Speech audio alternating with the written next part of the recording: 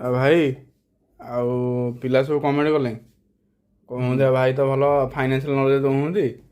ଆଉ କେତେ ଟଙ୍କା ଦରମାରେ ମିନିମମ୍ କେତେ ଟଙ୍କା ଇଏମଆଇ ରହିଲେ ମଣିଷ ସୁଖରେ ଜୀବନ ଯାପନ କରିପାରିବ?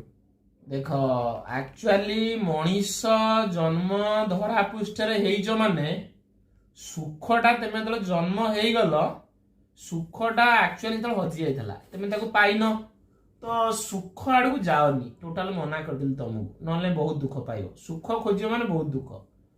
ତମ ଦରମା ସପୋଜ 20,000, ତମର ମିନିମମ୍ ଇଏମଆଇ ଟା 30,000 ହେଇଥିବା ଦରକାର, ହେଲେ ତମେ ଶାନ୍ତିରେ ବଞ୍ଚି ପାରିବ, ମାନେ ଆଗକୁ କିଛି ବଡ ଜିନିଷ କରିପାରିବ। କାରଣ ସେଇ ଯୋଉ 10,000 ଟଙ୍କା କେମିତି ଦବ ବୋଲି ତମେ ସୁଧକୁ ଆଣିବ, ଆଣିଲା ପରେ ତମେ କଣ କେମିତି ଇନକମ ବଢେଇବି, କଣ କରିବି, ତାପରେ ତମେ ବଡ ଲୋକ ହବ।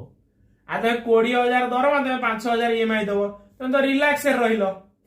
20,000 ଦରମାରେ 30-40,000 ଯେମିତି ଇଏମଆଇ ଦଉଥିବ, ସେ ଯୋଉ ମାନେ ଇଏଟା ରହିବ ଦେଇପାରିବନି ଯୋଉଟା ଇଏମଆଇ, ତାକୁ ସୁଧକୁ ଆଣିବ, ସେ ସୁଧ ଦେବା ପାଇଁ ପୁଣି ଲୋନ କରିବ। ଏମିତି ହେଲେ ତମ ମାଇଣ୍ଡ ଟା ଷ୍ଟ୍ରଙ୍ଗ ହବ, ମାନେ ଏତେ ଷ୍ଟ୍ରଙ୍ଗ, ଟାଟା ରଡ୍ ଠାରୁ ଆହୁରି ତମ ମାଇଣ୍ଡ ଷ୍ଟ୍ରଙ୍ଗ ହବ।